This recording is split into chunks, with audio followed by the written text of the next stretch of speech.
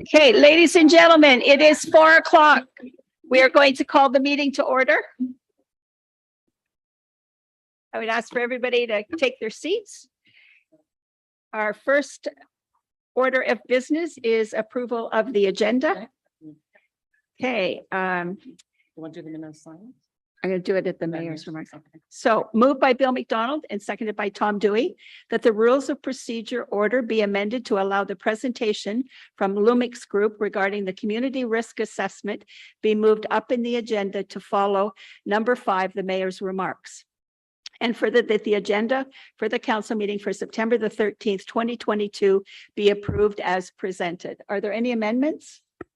Yes, there are, Madam Mayor. Under number 16, new and other business. National holiday, got some information. Also under number 17, there is one more personal matter in the closed session. And that's all I have, Madam Mayor. Okay, so approve the minutes as, or the agenda as amended. Discussion, all those in, Nikki first. Thank you, Madam Mayor. Is there any way we can also move up the Marlene Bertram petition presentation after the Lumex presentation? Sure. Please and thank you. Okay. You're okay with that, Marlene? Okay. All right. All those in favor of the motion? Carried.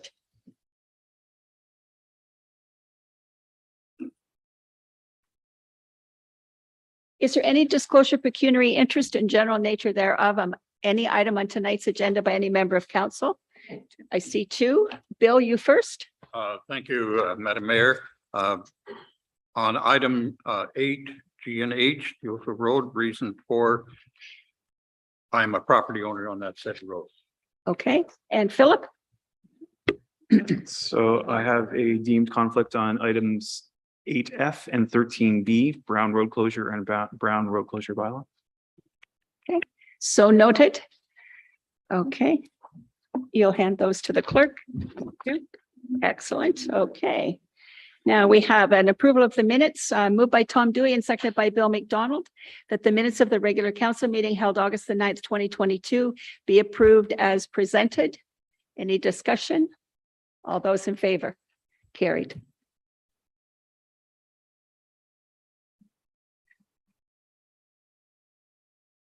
Mayor's remarks.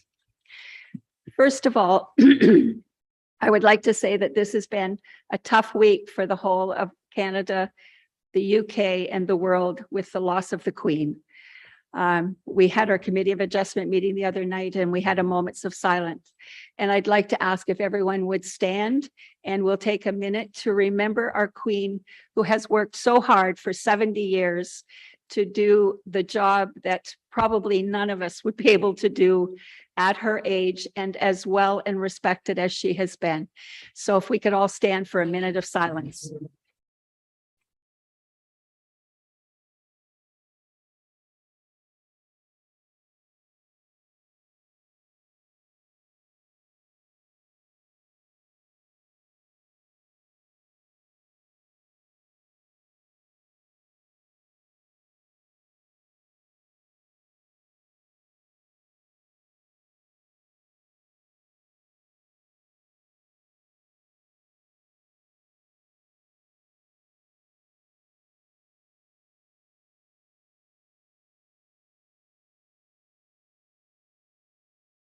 Thank you, everyone. Our thoughts and prayers go out to the family. As far as other mayor's remarks, I don't think I really have any. We're out of summer into fall, as you can tell. We'll move on. Does anyone have anything to report? Okay, if not, let's move on the agenda. We have a big agenda tonight. So next item is Terry Gervais. Terry, come on up to the table.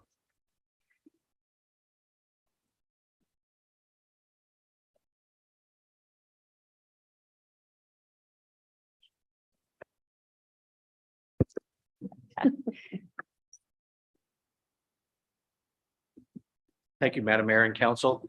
And I appreciate the time to present the community risk assessment for your community on a night that you have a fairly large agenda. So we appreciate that. The next slide, please. So just a little bit of a reminder for Council that the CRA, the Community Risk Assessment, became into regulation in July 1st of 2019. They required all municipalities and fire departments to conduct the community risk assessment by July 1st, 2024. It's great that the municipality decided to do this in conjunction with your fire master plan, because the community risk assessment really does lead into the fire master plan, because you can actually start making decisions based on actual risks from the community risk assessment, then rather than surmising what some of the issues that you have. So it does identify the needs and the risks in your community, and it comes from a fire-based or a life safety piece perspective versus your emergency management plan that looks at their hazardous identification risk assessment, which is more of a community-based risk. So if Council can keep that in mind, that some of the risks that we will present is based on kind of how it affects the life safety from a fire services perspective. And again, like I said, you can now use this tool to make decisions on how you decide to provide the level of service for your community. Next slide, please. So this regulation came into place, and there's a very set of profiles that we need to follow, and there was a matrix that we need to follow, and there was some charting that need to follow. So this wasn't the Lumex group that decided to kind of work its own matrix. This is right from what the province of Ontario has put out. In that, we needed to look at the 9 different profiles that happened in your community or happens in your community, so that you can see the 9 that were used, and each one of them are then graded on the likelihood or the consequence, and that's what helps get us the risk for your community. Next slide, please. The approach and methodology that we used for this CRA was we selected our team of specialists that work in not only the fire services, but senior management levels, but also has an extensive background in community risk assessments. We reviewed the data, and I want to thank the chief and the deputy chief and Donna for providing us a ton of data, because a lot of this is based on your community and your data, not your neighbor's data. We also did direct observation. So again, the chief and the deputy were kind to host us on several occasions, take us around your community so that we could visually look at a lot of the risks that you might have in your areas. And we also did engagement sessions. The engagement sessions included the fire chief and the deputy chief and our team. Then once we got all the data, we analyzed the information, we looked at best practices, and we developed a draft CRA and then a final CRA. Next slide, please. So when we look at risk is deemed, so we measured the risk on the probability and consequence. And sometimes that becomes a challenge for us because we think this might be a risk in our community. But when you look at the probability, it drives the number way down. The consequence could still be high, but if it hasn't happened in the last 15 years, then the probability becomes lower. It also identifies the fire and life safety risks that are present in your community, and the fire department can determine which risks to address and how best to manage them. And that's what you'll find in the risk treatment plans that we've proposed. Fire departments base their decisions on the probability of a given risk occurring and the potential impact on your community. Next slide, please.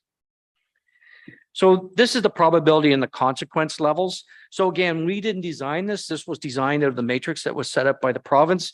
So in order for us to rate something and almost certain, we had to follow that criteria.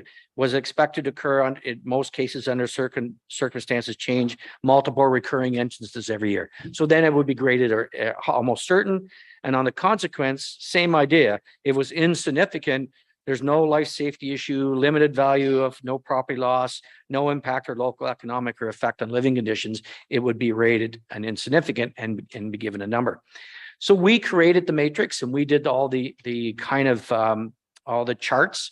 And then we sat down with the chief and the deputy chief and we reviewed them with them to make sure that we had it pretty well what we had thought from our observations and the data that we had collected. Next slide, please. So this is one of the matrices that we use. So as you can see, a rare likelihood and a insignificant consequence becomes a low risk for your community. That doesn't mean that something might not happen. And if it does, then it changes your likelihood. So, you know, the risk might go up or it might come down. But this is based on what you have in current in 2022. Next slide, please. So this is what we found based on the numbers, based on the matrix that we use, based on the province of Ontario's guidelines. These are the risks that we determined for your community at the present time. So one of the things with the community risk assessment, it's a great tool, like I've said, but it's also a dynamic tool. So we challenged the chief and his team to make sure that every year they look at this and review the risk, because you might have something happen in your community in the next few months that will change the scoring and to say, okay, now your risk is a little higher for that. Now you got to find a risk treatment plan to be able to manage that. Or you haven't had something happen in 15 years, so then the risk becomes lower. So as you can see, we've kind of went through right, starting from the rail line fire explosion or derailment being your highest from weather events, human health, right on down through to fire explosion and industrial occupancies. So red is obviously high, and as you go down into yellow is moderate, and in green is low risk. Next page, please. So once we determined the risks, then we needed to develop a risk treatment plan to help manage the risks, or how ways that you can help manage your risks. So the risk treatment plan was developed for each one of your public risks. It was created by evidence-based approach and clearly defined the problems posed by any given risk. It considered the potential outcomes of the proposed actions, assess options, and provide recommendations for addressing the risks. The recommendations and strategies given in the risk treatment plan could include training. It could include service delivery arrangements or adjustments. It could include resource allocations, service level changes, or actually could be looked at ways of sharing services to manage it. Next slide, please. So the 5 ways to manage your risks based on the OFM guidelines is you can avoid it, you mitigate it, you accept it, you transfer it, or you share it. So after reviewing the risk treatment plans, Central Frontenac Fire Rescue Services should develop and implement programs and services to help mitigate each of the identified community risks. The risk treatment options above are defined in the following slides. So next slide, please. So you could avoid the risk. So you eliminate the hazard. Not likely is that something that you're going to be able to do with most of your risks, but it is there.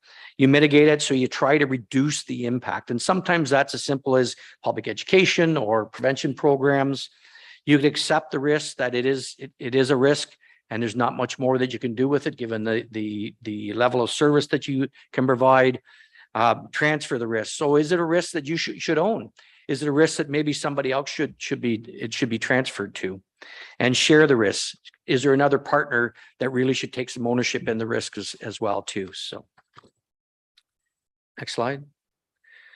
So we didn't go through them all. They're all in the document that's provided in your council agendas, but the top 5, what we want to look at is rail line fire explosion or derailment. So is your department providing a level of service currently? We believe yes, it is.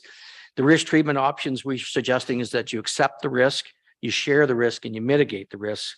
So the treatment plan is that the department, CP Rail, can help educate the department on train derailments and how to identify the products that are in the rail cars, help them develop pre-planning for emergency incidents on the rail line.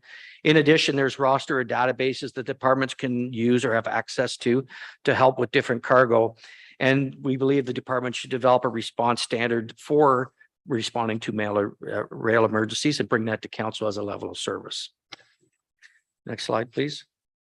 Weather events, as we're kind of looking at right now, and we've certainly been prevalent over the last number of years in most communities. So again, we believe that the department is providing the appropriate level of service. Our risk treatment option is mitigate. You can't control the weather, so we need to look at ways to help mitigate it. So a lot of it's in public education and emergency management. So the more public education you do for your community in the emergency management, every chance that you can get, helping communities build those 72-hour kits and building processes within your emergency management program. We ensure the department understands how mutual aid and the OFMEM can assist with large-scale events and develop a response standard again for the standard. So you'll see that a number of these recommendations is developing response standards, and that will lead into the fire master plan and the new regulations coming out with your certification and setting response standards for council. Number 3, this is something that probably prior to 2020 wouldn't have been in your community risks, but obviously with what we've lived through, it is. And we hope someday it'll be lower in your risk, but it is a fairly high risk. Number 3, yes, they are delivering the level of service that is required. We recommend that you accept it because you can't control it. So the department should follow the recommendations by the local health unit, the province of Ontario, and as they are the leads in this type of emergency, which they are doing and you are doing as a community. Next slide, please. So fires in remote areas or islands or wildland fires. So we believe that you're providing the appropriate level of service. Again, we're recommending that you mitigate the risk. So you do have your agreement with the MNRF for wildland fire coverage. You do have resources to deliver the services in the community. There is obviously your burning bylaw. There's also education that you can do for your community on wildland fires and the following your burning bylaw and the permit system you have. And again, we're recommending you develop a response standard for the department. Number 5, civic numbering in islands. And this was something that was kind of new for us as we worked through this. When we looked at community risks from a fire and life safety perspective, it came to light that really, as we started working the matrix, that this one isn't in a lot of community risk assessments that we've done, but it certainly is in your community because of the type of demographics that you have and building stock you have in your islands. So we don't believe today that you're providing the level of service because you don't have a numbering system for the islands. And with your next generation 911 communication system coming, that's going to be very important. So we're recommending that you mitigate the risk. The treatment plan would be to complete the civic numbering and identifying the township's islands. Noted will take considerable resources and time to complete the civic addressing. You all lived it, or a lot of you lived it when you did it before a number of years ago when 911 first came in and had to put up your numbering signs. So ensure that all township residents are identified when 911 is called in case there's an emergency, and develop a response standard for the department for responding to the islands. Next slide, please. So next steps. So we're reviewing the risks and identify the community and adopt the risk treatment strategies. Review and update the community risk assessment annually. Develop a process to collect and maintain data required for the community risk assessment. One of the challenges that we find, and it's every municipality that we work with, most municipalities, the way this was written and the way the data that you required and the profiles you required, no municipalities tracking data that way, not the treasury, not the building, or not the fire services. So we're suggesting to assist you or assist the department on a go forward basis is have a records management system or record the records that'll help every year to annually keep updating the community risk assessment. It's nobody's fault. It's just the way it's been. We all tracked it in different ways. And then use the CRA to help develop your fire master plan. So again, some of the recommendations that can come forward or the standards that we're recommending for council to consider will be based on the risk for your community, actual risk for your community, and not another community that's across the province or down the road. So, and I think that's really important. So next slide, please. So Madam Mayor, that's my presentation. And certainly, as always, we'll take any questions that council. Okay, questions and comments. Bill? Thank you, Madam Mayor, and through you to Terry. Terry, how can a township such as us, you've recognized that one of our threats are the 6-level crossings of the railway. How could we ever be prepared to mandate an accident or a threat that might happen on one of those crossings, given the fact that we are not informed in regard to what kind of cargo that's on any of these trains? And how would we be able to even mitigate an issue like this, or would we just simply walk away and say, you take care of it? Can you give me a little insight there? The challenge would be walking away and say, you take care of it for sure. So in the risk treatment plan, first off, we said you have to accept it. You have 6-level crossings. You have a major train route through that is carrying all kinds of hazardous materials. So there's nothing, until they decide to change the line, which probably will never happen, you need to accept it. Sharing the risk. So CP has to take some ownership into this risk for your community. I know that's a challenge, but I think that's something that the chief will have a challenge with is starting to work with CP to start having more discussions on the transportation of dangerous goods. So that's part of the sharing the risk. And then mitigating comes to training and becomes a setting response standards based on what your capabilities are. You can't be everything, right, for everybody.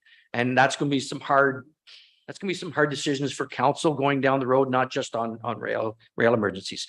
There's been a lot of movement over the last several years in transportation of dangerous goods. There's now apps that you can quickly take the placard or take the number of the car, and it will come up exactly what it is, where it's coming from. You don't even need the manifest to do that. So there's response teams that can help you provide. The challenge that you will have is, yes, you have level crossings, but you get a lot of vast real estate between the level crossings, and you have lakes and rivers and stuff like that. So that's going to be some challenge. I'm not trying to skirt around the question, Councillor, but it'd be very challenging, and that's why it's your number one risk for sure. Okay, Tom? Thank you, Your Worship. Terry, I have 2 questions on this, along the same question as Councilor McDonald. You say in here the CP is going to has a roster database which we can access. And my question to you is that how easy is it for us to access that? Can we do it through a password? Because when we have a derailment, you're going to need that information immediately. You don't want to go through some bureaucracy to get the data in the manifest. Is that something that we can get immediately through a password? So through you, Madam Mayor, Councillor, that is immediate. So like I was saying to Councillor McDonald, there's an app that you can get on your phone. So you right away you go to this Transportation Dangerous Good app, you put in the rail car number, and it tells you exactly what it is. So you don't have to worry about getting the manifest. You can tell, you could sit at the level crossing and pick out the number that's going across, and it tells you where it was shipped from, where it's shipped to, and where it's what's on board the rail car. Okay. And a lot of that come out of the accident that happened in the province of Quebec quite a number of years ago. And there was a committee put together based out of Ottawa, the Transportation Dangerous Goods Committee, that the fire services had a big say in assisting that. And that was one of the challenges. How do we know when that car's on fire or that car's been derailed? How do we know right away without having to walk 2 miles down the road, right, to try to get to the engineer to get his manifest? Yeah. The second question I have is with regards to the cottages. We're now starting to put 911 numbers on the islands, or we will be. And my question is regarding the fire service, have we sort of identified access points for these islands on the various lakes, or is that something that we will be doing down the road? Madam Mayor, to Councilor Dewey. Through general knowledge, I say the experience of the people that live in the community, that's how we know where the access points are right now. What has to happen with the new Gen 911 system, and there's a board in the province of Ontario and Toronto. The islands have to be properly named. Then they're sent to sit down to Toronto or to the board. They approve or disapprove of the name. May give it another name, and then the 911 system, the civic numbers will be given out to the different cottages, seasonal buildings. So it's gonna be a huge job. I understand we got 40 islands. I don't know how many are occupied with cottages, but this is something we looked at when we started the risk assessment, and I don't know, I guess probably fire is gonna take the lead on it, so we'll see how we do with that, but it's gonna be a big challenge for us, so. And if I may, Madam Mayor, Councilor, now that this has been identified as one of your risks, part of the fire master plan will be looking at just that. So how do you manage the islands? So it's great to name them and it's great to provide numbering on it, but what kind of response can the residents expect based on council's approval level service, and where do they access that? So we'll be part of the team that we've formed for working on your fire master plan, has a lot of experience in remote or non-water access properties or non-road access properties, I guess.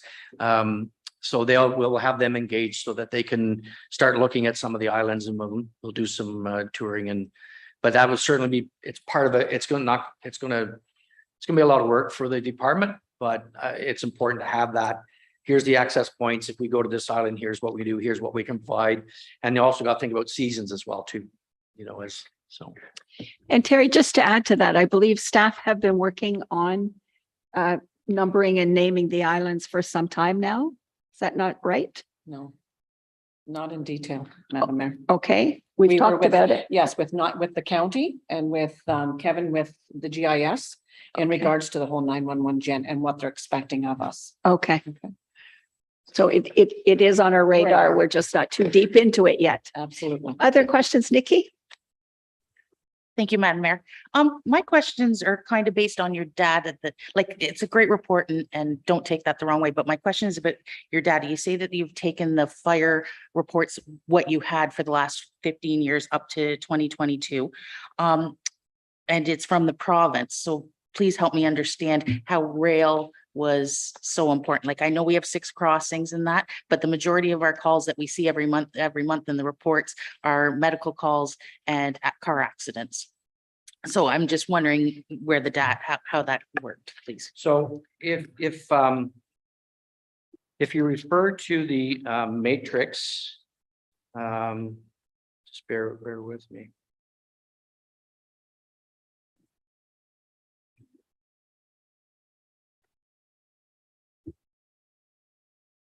It's one of those 120 pages.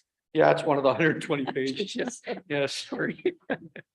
It's a document that it's there it is. So it's page 68 of the document.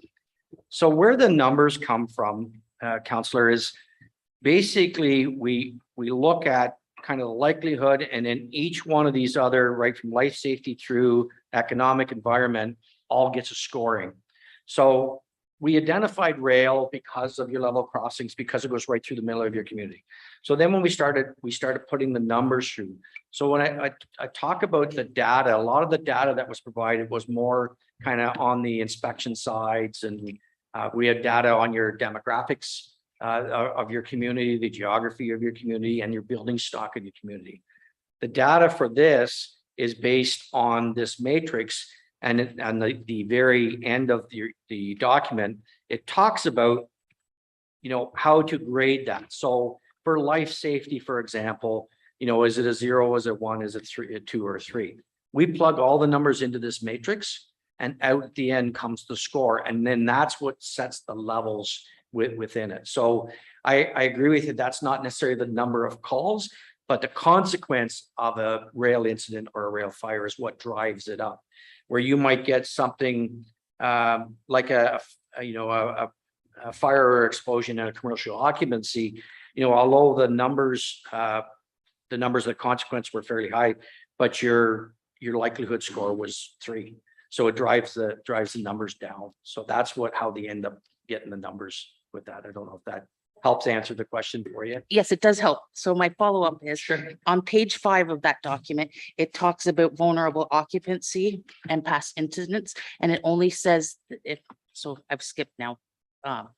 It says that my concern is the township has 1 vulnerable occupancy and 1 independent living residence, but we have numerous group homes, we have a daycare, and then we have a retirement home as well.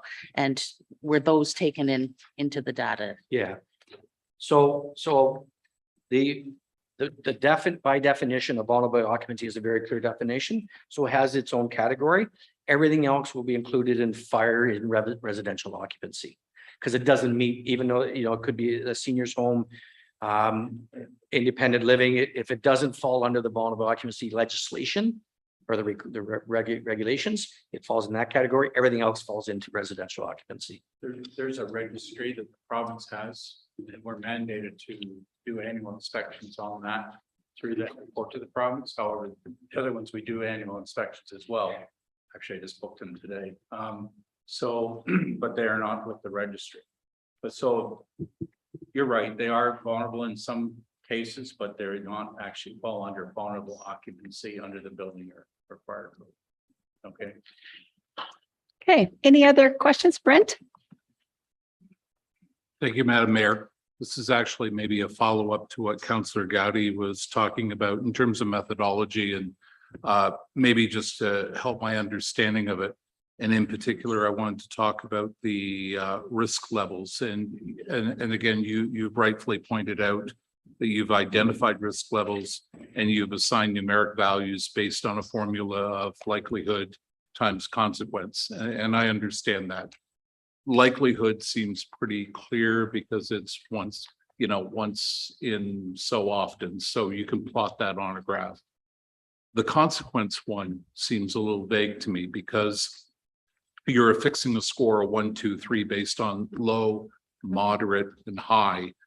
But I don't know what the definitions of low, moderate, and high are. So, I mean, one person's moderate could be another person's high. And there's a bit of subjectivity into it. And I think that's a concern for me in two ways. Number one, where we sit in terms of our risk profile now, but conceivably we're trying to lower our risk. So if that number has a component which is maybe more on the subjective side, how can we lower it? Because one person can look at it and say you've done what you need to do, and another person could say, no, it's not enough. So I want to understand, I'm getting the impression that that variable is subjective and maybe I'm wrong. And if I am, I would stand to be corrected. Yeah, and so some of the criteria that you would look at is, so an insignificant, for example, is no life safety issue, limited value, or no property loss, no impact on local economy, or no effect on general living conditions, for example. So you're right, it is subjective, but it's based on, I guess, the expertise that you have in your community and the experience that you have in the group that put your community risk assessment together. So we could, and there is times, even with your matrix, we looked at it and we challenged each other back and forth to kind of prove that, would this really cause a significant loss of life? And in fact, when I went through it the second time, I actually talked to the chief and kind of said to him, I don't think this part would cause a significant loss of life. So we actually lowered down the score. So you're right, there's some subjectivity to it, but it's based on experience in the community and experience with the team that's put together on the criteria that's been set out by the OFM. A major incident would be potential for a massive loss of life. Well, a single family dwelling fire, for example, although you could tragically have a loss of life, you wouldn't have a massive loss of life, where vulnerable occupancy, you possibly could. So that's, you change the grading system to reflect that. So I don't know if that helps you, Councillor. It does. I guess my thing is we set this criteria and we're going to do our planning around it. Yeah. And I guess my concern would be if the people who are setting the benchmarks are different than the people who are judging the benchmarks. Right. And opinions go, one person's 120 could be another person's 110, so on and so forth. So, and again, this may not be an issue, but in terms of how, there's a set of eyes and a set of opinions determining what's low, moderate, or high, and maybe another group of people who are making those determinations, but coming in from a different perspective. Right. Okay. And, anyway. Do we have any other questions or comments? Tom, sorry. Your worship. Terry, on your report, on the actual report, on page 40, talk about risk assessment for the municipal buildings. I got two quick comments on this. You mentioned that there's only a fuel storage at the Charlotte Lake Station, but my understanding is there's also fuel storage at Hinchinbrook and at the Olden Garage as well. So I think that may just need to get corrected. The other point I wanted to make was that you talked about coming up with a response standard when we had a storm like we had this year, which was a severe weather event. We're out of power for 8 days. And I think what's missing and what I hope we would include in there is where the public can go to access help. For example, potable water or some other medical emergency stuff that they might require. So I think that's missing and people just were kind of confused, didn't know where to go and they needed help. So I think that would be something we should look at, including in that response standard.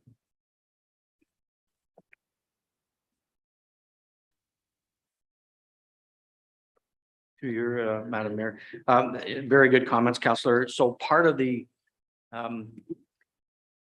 enforcement part with the two, your emergency response or emergency management program and your community risk assessment they get blended, but they are really kind of separate. So stuff like the windstorm that went through, that some of those things like having where you get potable water in your shelters, that has to fall within your emergency response plan. And that those kind of pieces should fall in that versus your community risk assessment. Because when you look at potable water, it doesn't affect the fire services too much. Yes, they're a player and yes, they support the community, but really it affects your community more. And that becomes part of the emergency management program, if you will. So. Right. Okay. Very good. Good questions, good conversation. And thank you very much for this work. It's very important. And I have a motion moved by Bill McDonald and seconded by Tom Dewey. The council received the presentation from Terry Gervais and adopt the community risk assessment report prepared by the Lumex group. All those in favor? Motion's carried. So this begins the rest of the work. The fire master plan will come. Okay, thank you. Okay, now I'm going to ask Marlene Bertram and Ian Willens to come up to speak to the petition regarding Matthew Street. Change the motion numbers. I did.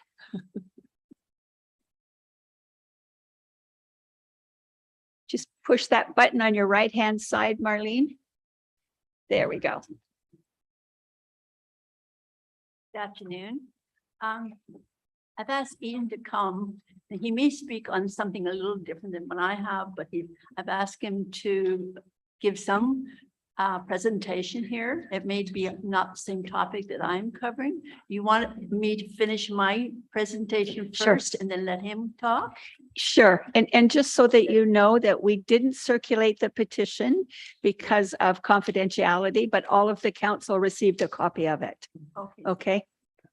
Want to go ahead, or do you want to talk? I'll go first. Okay. Ladies first. Ladies first, okay. I have a first question. Anyway, I'm Marlene Bertram. I live on the corner of Matthew and Elizabeth Street. However, this is my second time here. Aren't you getting tired of me? Never. Ooh. Anyway, my first question is, why was Matthew Street not included in the planning of the village when they did all the construction 2 years ago? Okay. Tyson? Well, yeah, I guess because we didn't have the money at that point, right? Oh. Oh, that's the answer? Yes. Okay, but you're telling me then the $640 was left over from that project. Yes. Tyson. So where does the discrepancy come?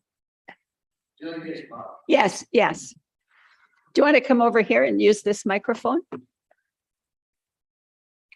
Tyson's the guy with the numbers. Okay. And Michael, yes. Through you, Madam Mayor, to Marlene's question. The project was estimated using a consultant who came up with an estimate, a conservative estimate to see what we could do inside of a certain amount of grant money. And due to a local contractor being the low bidder, we actually got better pricing than estimated. So we had that savings, You had that savings. yes, in order Why to do wasn't it- Matthew Street. Okay, why wasn't it done last year then? Due to the wrapping up the timing of the project and the season ending and seeing how much money has to come out and come back for warranty work and for holdbacks and such. It was more, it was smarter to take the extra time planning. Okay, So that's why you did it this year. yes. You had That's the right. money. And we waited until the summer season was over to do it. Okay. Thank you. Amy, my first awareness, the few people who live on Matthew Street or who have property on this street, there were 8 of us who attended a meeting at the beach early in June. Not one of us approved what was presented to us. We had a discussion. In fact, some of the concerns that we have been brought out later since with other organizations. And when asked why the people of St. John's, the St. John's at the bottom of the hill and the Wings Crescent, I asked them why they weren't involved in this. And Tyson's answer was, this doesn't concern them and doesn't have any impact on them. I disagree with that totally. Also, we were told not to discuss these plans with anyone. Now, that to me is a red flag. When you're told something that's going through council, it's going to go through council and through our area, that we're not to discuss it with one another. Okay? So the results of council. I'm going to ask you a question, council. Did you as a council have any input or involvement in making these plans?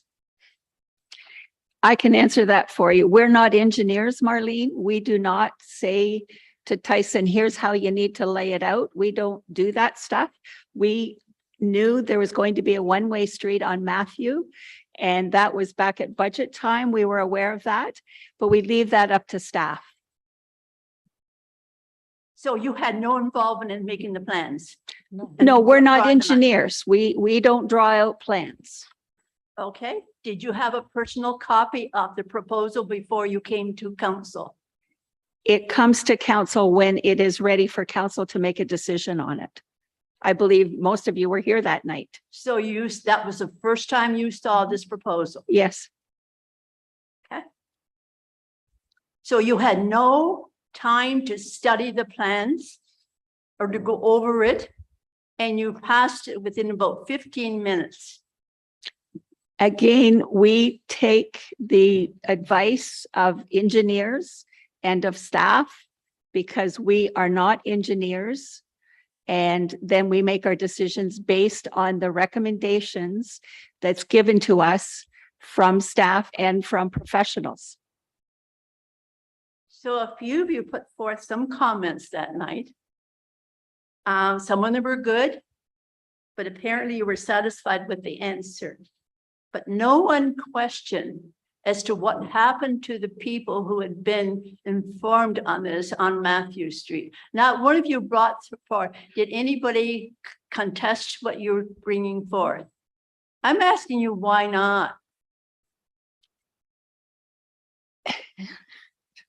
I have communicated with almost everyone on that street, Marlene, and they had some questions, but they had some questions of which I referred them back to the Public Works and the engineers and the drawing. And I didn't talk to everybody. I didn't talk to Tammy Parks. Tammy Parks. But I talked to Irene. Of course, I talked to you several occasions. Talked to St. John's also. So if I missed some, I talked to Wayne Mose also. So- Now, was this before the council meeting of June 28th? No, No. That's what I'm Ca- asking. Can I just suggest that you make your presentation and we'll accept what you're saying? And we're not under interview situation here. So please go ahead and do your presentation. Then the motion was passed. 2 members were against it and the rest approved. Approval was a major mistake as far as I can see, because you did not take time to further study these plans to see how it would impact the community. And they certainly, you were lacking foresight. The sense I got at that meeting was, okay, we've heard what he wants. Let's pass it and go down with the meeting. It was a sense that we took that you just sort of very quickly went through these plans without realizing maybe there might be something against this. And so therefore, that's why there's a lot of contention today. This construction project has resulted in mixed emotions, and it shouldn't happen. We had anger, frustration, most of all, I believe a lack of confidence and trust in the people for whom you serve.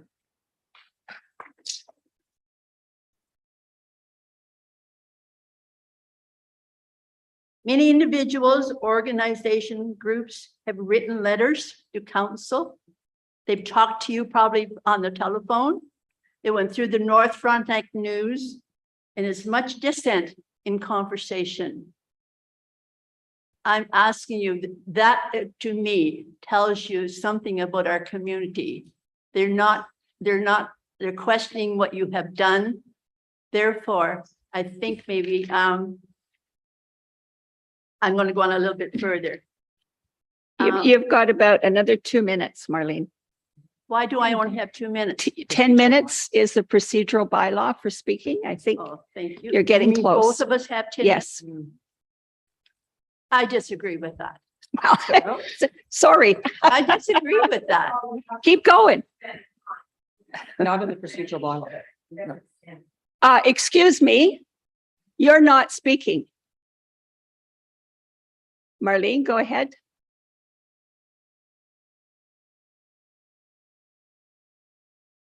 Are you finished? No, I'm not. I'm just Okay. beginning. A few of you put forth some comments, apparently that was satisfied with your answers. The motion was passed. Okay, I'll go on quickly anyway. I've had a phone call with one of the counselors, and he told me that you counselors weren't engineers. And I agree with that. Sometimes it takes common sense too. It doesn't take an engineer degree to find out some of the things. What makes up a community?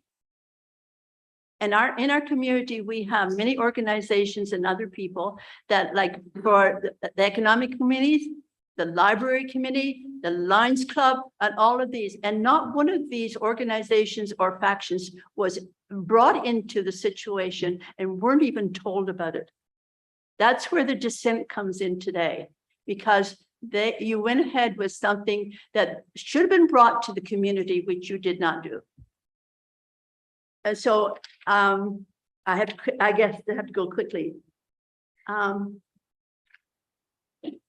After reading in the North Frontenac News, all the comments and so forth and dissents, and no answers were given to them, no answers were, no one responds to them.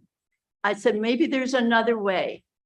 I took upon myself to bring this petition. And I had a good response to the petition. And here's what it says. Why fix it if it isn't broken? What is the point of only one way?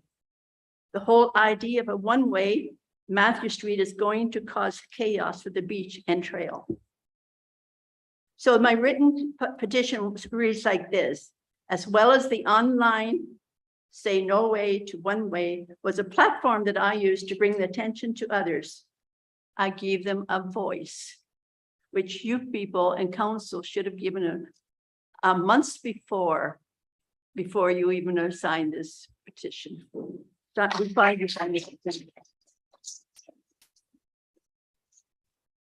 I have posted 200 signatures. And 94 on online signatures, and the rest are on my copy. And I have the copies here if you wish to see them. Okay. Okay, I had one person agreed to one way. I had 3 would not sign it because of religious reasons. I had 2 that wouldn't sign it because of personal. I had 1 person or 2 persons saying, what is the use of signing? They're only going to do what they want to do. So those were comments that I got that day as I went through the building. I enjoyed doing this because I met a lot of people. And as you can see, and when it comes right down to it, Matthew Street, what's the benefit of the one way versus the negative? What's the positive against the negative? Impact on whom? Wide street, majority of the time. How do you justify a one-way street? I guess, Ian, if you want to say anything, I guess maybe it's your time now to do it. maybe one of the things that I could say in the interim is Tyson has asked for another comment, another survey from an engineer without any prejudice from anybody. Just come in, take a look at it. What's the name of the engineer, Tyson? GDH? I forget the 3 syllables. The owner or manager was Vanessa Skelton, who, Out of Ottawa. yes. So she is doing a report on what she feels is the proper way to do it. So we'll see what, this will be the second engineer that's taking a look at it. So we did take that step after all the comments, and we'll see what that report has to say. Ian, do you have something to add? Yes. Pull the microphone over so we can.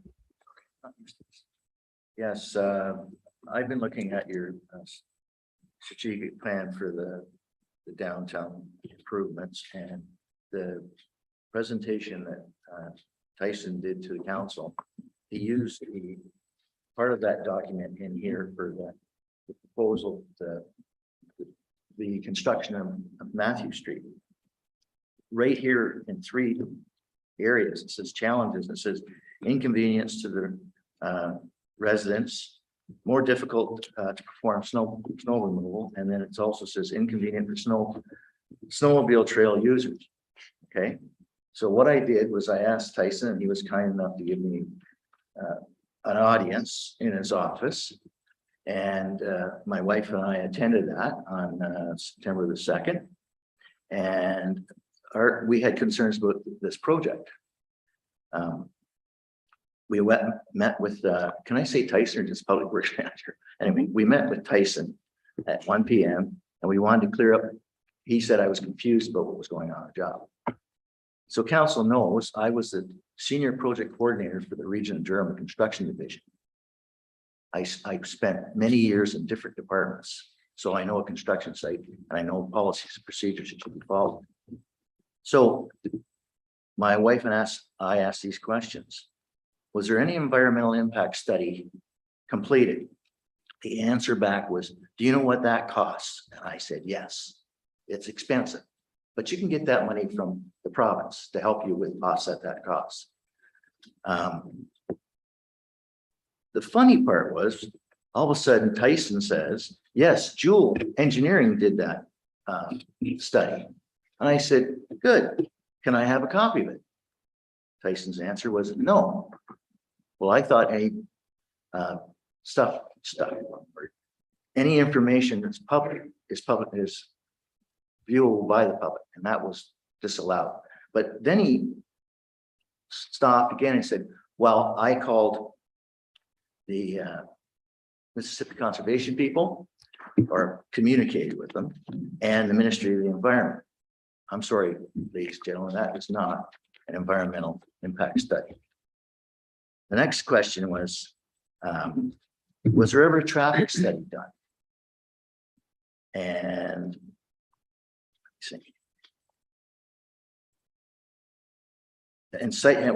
Tyson cited that safety was the main concern. Well, on every construction job I've ever worked on, how can you talk about safety concerns when you haven't done a traffic study?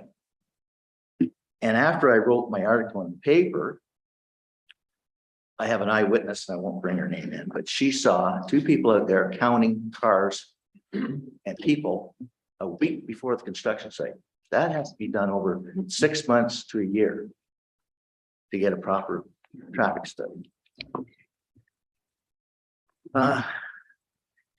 Anyway, there was no real answer why it wasn't done, except for there was, I think Tyson said something about there were safety concerns at the top of the hill. I checked, and there hasn't been an accident in that Matthew Street as long as God makes little green apples. Then I asked Tyson, I got to admit, I didn't know this name. It's called, he went through biddinggo.com. And so I had an engineering firm that I close with check out how that works, because again, I can't access it. None of you can access it. Tyson can, because you have to be a member. So I asked them to check it. And there were some significant outcomes. One of note was amendments indicate that a geotechnical report were not included in that bidding. There was no drawings to be found, which surprises me. There was 2 other amendments and no extension to closing date. And the Public Works or Township did not publish a bidding result or a formal contract award, which is normal procedures. So in conclusion, or not conclusion, but part of my conclusion is I'm still confused.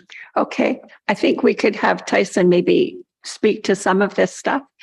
And then I think we're going to call this question. I think we're sort of getting into the he said, she said. Okay, I'm trying to avoid that, but can I make a suggestion to the council? What should be done? I think you should still make it a 2-way street, because now you've put hazards on that road that weren't there before. One of them being the pedestrian and bike path on the north side. There are 2 driveways that have to cross over that to get to the left-hand side of the road. And then when they get to the bottom of the hill, they have to watch both ways, which we don't normally do, but then they got to turn to the southbound lanes, which is the closest to the beach. So you're endangering traffic there. My other concern was, I saw it the other day. There's not just bicycles. There's bicycles now that are motorized and they're not licensed. And they're the big fat tubby ones that you see people going on the trail. So anyway, my suggestion is to leave it alone. Make it 2 lanes. There's never been any pedestrians hit or anything along there. And without the traffic reports, how do you know how many people go up that road? My wife and I walked up, we've been here for 15 years. I think we walked up that road 5-10 times. And we know you walk facing the traffic both ways. So I leave it open. So if Tyson wants to answer those questions, I'd like to hear that. Okay, not so much questions, just comments. Tyson? Yes. Through you, Madam Mayor, to our presenters, I'll try to answer what I can. I wrote all the questions and comments as fast as I could here to keep up, and some of them I can definitely follow up with in more depth at council's, whatever platform council suggests. We do not conduct township business through the newspaper. I encourage the public to all come, like Ian did, come to my office and get information directly from me or my staff, because what ends up in the paper isn't always the truth. Like the roundabout got out in the public, that was never even spoken of. So I'm gonna just quickly go through I haven't had a chance to speak to some of the stuff I wrote down from Marlene's, but I'm gonna hit the ones that summarize everything, such as nothing being presented to council from June or July of 2021.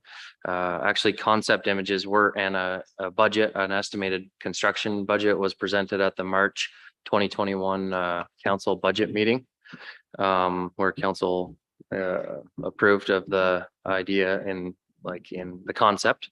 The benefit of a one-way street is safe pedestrian access. Currently, pedestrians would have to use the wooden staircase behind the grocery store. They would have to walk all the way down to the government docks or out on 38. And every single time I leave the office and head down to the beach, or every time I come from the medical center back to the office that direction, my truck turns the corner and I meet a mother walking with kids in a stroller, or people coming up to get a coffee on their bike, or people walking with their back to me with a coffee. And despite what's been said in recent conversations, I actually really care about this community and the people walking in it and cycling and shopping someday, and supporting the local businesses. So how did we justify the one-way street? Public safety. Also, big important factor for me was reducing the impact to the properties on the Matthew Street. I know right now when we're in the project that may not be clear to the people who are on Matthew Street or seeing the project. But what we did is we tried to keep this project inside of the limits of construction that was done originally, without moving telephone poles back, without putting the two-way street and pedestrian access. It would be right up to people's doorsteps. People would lose their driveways, their retaining walls, their trees, their gardens, because we got to keep in mind that is all township property. Township property goes right up to people's house, to people's front door. You'll notice that some of the residents of Matthew Street are not here tonight. I would say over half of Matthew Street I talk with weekly, and they're excited for the project. They're excited for the progress. So, and they're happy that we're working with them to reduce the impact of their properties. That's kind of what I tried to summarize for Marlene's presentation. Ian, you mentioned the challenges. Those challenges that I presented in the original meeting, they are definitely still real challenges. Inconvenience to the residents of Matthew Street. I agree. There's an uncomfortable change there, but I still do believe it's progress. Inconvenience to snowmobilers turned out to not be it was more of a non-issue. It's never been mentioned to me once. One resident of Matthew Street said that it was going to be hard to get the snowmobile up to their driveway. I reminded that resident that their yard actually went up against the snowmobile trail and offered we can provide access to the trail. We can look at providing access to the trail. Other than that, I haven't heard much conflict with snowmobiles. We definitely don't want to encourage snowmobilers and their studs on brand new infrastructure in the village. So that turned out to be not as much of an issue as anticipated. Environmental impacts, you've got some bad information on the environmental impact. So we put trust into our engineering firm to handle that, so it was done properly. And what you asked for was an environmental study, and what I told you is that the geoengineering submitted all the proper applications to the Ministry of Environment and to the Conservation Authority. And anything like a hydrology study or environmental impact study, they did everything they needed to do to make sure that the environment is protected, or else the ministry and the Conservation Authority would not approve those permits. We added a oil grit separator to this village. It's already installed. That's something the village has never had before. You, with your background, you know what that is and does. Should have been done years ago. It's in the ground. That was a $50,000 cost that will separate the sediment and the grit from the oil and the grit from the water that's going back into Charlotte Lake. We've enhanced the outlet to Charlotte Lake with riprap that will filter even more sediment before it gets to the lake. Before, the storm water was kind of boiling out of the ground and then meandering down to the lake for the last 30-40 years. No drawings public with the tender is inaccurate information. Geotechnical report a decision was made to not do a geotechnical report due to the condition of the Matthew Street and the way it held up over years. It was very obvious the base was not there. So rather than a $30,000 geotechnical report, it was a wiser decision for the township, just go ahead and replace that base of the road.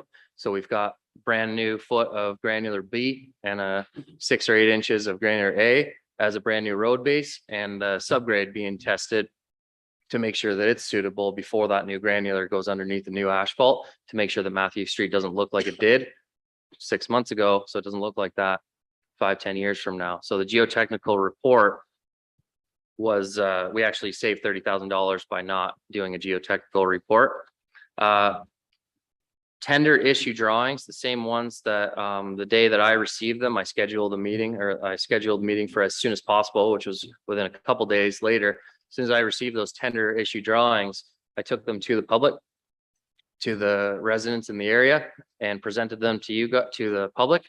And there was 4 or 5 very detailed tender issue drawings that went with for contractors to bid on. Bid and Go, the questions about bidandgo.com, that's our online bidding platform. At thousands of suppliers and contractors have access to bidandgo.com. Anybody who is capable, anybody in this area, I verified personally that anybody in this area capable of doing a project like this is registered with bidandgo.com. And we personally invited anybody local. There were 17 contractors that were document takers, and I would say the low amount of bidders was due to the time of year, as we tried to get this project quickly done before we lose this grant money. Bid and Go is a very trusted source, which our neighboring municipalities use, and most contractors in Ontario or in Canada have access to that. I think I've covered everything that I've quickly jotted down for the questions. I just want to remind the presenters and the public that I have done everything to try to present from an engineering, technical. I did take common sense into consideration with this project, and we're trying to tie a connecting link from the downtown core of the village to our beach. And Public Works has presented what we think is the best thing for our community. And if the public and council want to change that, the common misconception in the public was this project marching on without decisions to be made. At any time, this street could be still a 2-way street. It's not a concrete sidewalk, it's just asphalt. What would change if we were going to go back to the 2-way street design would be the no line painting to separate the pedestrian walkway from the lanes, and a couple $1,000s worth of signage and some pedestrian paint marks in that bike pedestrian walkway area. So I'm open to all the suggestions from the public. I always have been. I just wouldn't recommend it. I think we need to, just like other cities who are bigger than us, who are growing, and other communities our size that are growing, I think we need to focus on our pedestrians. And I think about our seniors and our mothers who are pushing strollers, trying to get from the village down to the beach. And I don't want to keep turning down that street and seeing pedestrians there and worrying about, because it's me who has to answer if someone gets hurt. So. Okay, thank you. And I will say again, we have asked for a second opinion, and that will be coming. And we will deal with this again on the 27th is our next council meeting. So I want to thank you for your presentation and your petition. Okay, your question? When will we be able to know this? The report will be out for the next council package. Yeah. So it's on the Friday before the 27th. It will be out. Tyson? One more important piece of information would be that was going to come to this meeting was a project update, but we had to shift things around with the agenda to hit the 27th meeting instead for Public Works. But I was going to recommend to council that we make some decisions on the 27th because progress is going quite well. We are currently on budget and ahead of schedule. We were kind of notified tentatively from a contractor today that curb will be, could possibly be poured as early as next week and paving as early as the following week. So I would hate to have the project completed and then still have the road closed, waiting on decision. So I think we've got some decisions to make on the 27th, and with council's permission, I can allocate some time to summarizing that report, providing that report to council and the public, and also just a quick summary from Public Works on where we go from here. I think we need to, as a community, decide whether we want a one-way street or a two-way street if it's not decided already. So And again, it can be one way down or one way up. Just change the arrows. agreed. Yeah, agreed. Okay. So What it will is be gonna coming separate back. The path from the traffic.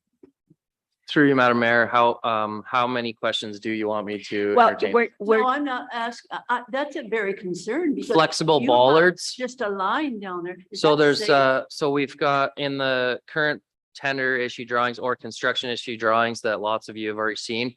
There is a double white painted line to delineate the driving lane from the pedestrian pathway, and also flexible bollards that, so that will be similar to what you would see in Westport, but and they would have pedestrian icons on them as well. Also paint marks on the asphalt, big pedestrian paint marks on the asphalt, and also signage on the sides of the walkway. I will ask, what do councillors think about this? well, first of all, counselors are not going to respond to you. What council is going to do is we're going to deal with this on the 27th when Tyson brings back the report from the next engineering firm, and we'll figure out exactly what it's going to be at that point. So there's 200 people that signed up for the petition. Yes. You're ignoring them. No, we're not. We are taking it into account. We are asking an engineer what they see there is the best route to take. And then we'll make our decision based on Tyson's recommendation on that second engineering report. Okay, so I have a motion moved by Cindy Kelsey and seconded by Tom Dewey that council received the presentation and the petition from Miss Marlene Bertram and Mr. Ian Willens regarding Matthew Street for information. All those in favor? Motion's carried. Oh, sure. Go ahead, Philip. Sorry. Tyson, I just wanted to ask, you talked about the completion of construction. Is there anything that we are completing today that if the study comes back and suggests that one way is not appropriate, that would change how you would finish the project? Through you, Madam Mayor, to Councillor Smith, there is a pedestrian crosswalk area at the top of the hill at the corner of Matthew Street and Elizabeth that would require the contractor will be looking for answers within the next few days for removing existing sidewalk panels and depressing them to allow for a pedestrian crosswalk. If council would like to take this public's presentation and recommend, I can ask the contractor about putting that on hold. I would suggest that's a good idea. And if the 27th isn't, we've got the contractor there, we don't want to hold them up and cost ourselves more money. So let me know, because I can call a special meeting and we'll let the public know to come back, and we'll deal with it before the 27th if we need to. That's an excellent point, Councillor Smith.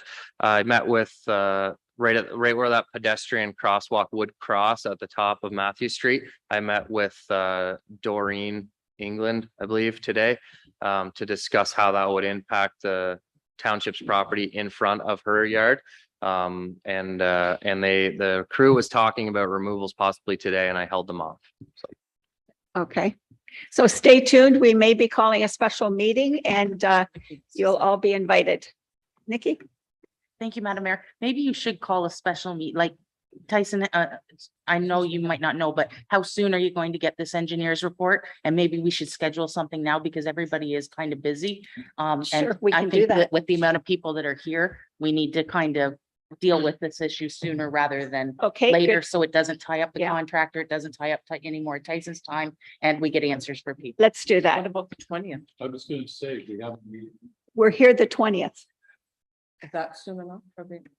I can check with the contractor to see how that will impact their schedule. That'll be next Tuesday. That should be okay. Yeah, Okay, next Tuesday, So because we're next here anyway. Tuesday on the 20th. Bob?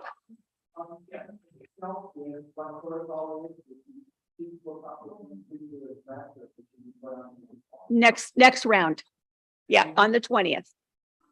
On the 20th, we'll open it up. Call the office to get on the agenda. Okay, all right. Now, we are at deferred items. We'll do some staff reports and then maybe we'll take a 5-minute break now before we get started. Bathroom break. Unless Andy doesn't have much on his. Okay, well, let's do some staff reports and then have a break. Yeah. We'll just have to cross our legs. Just All right. Just do Andy's if you want. We'll do the construction report. Andy, come on up. We'll do his report. So I have a motion moved by Cindy Kelsey and seconded by Bill McDonald that council received the construction detail report August 2022 for information. Any discussion on, thanks Tyson, any discussion on the construction report? I guess so.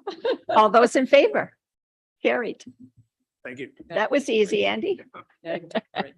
Few minutes with these other ones. All right. So now let's take 5-minute break because Tyson's here anyway for the public works section. Or that's all Tyson's got too is public works. Yeah. Let's this is do public works. expropriation. All right. Let's do the public works one as well. Okay. So moved by Bill McDonald, seconded by Tom Dewey. Whereas council received applications to expropriate certain lands forming part of the Dead Creek Culvert replacement on Henderson Road on December the 8th, 2020.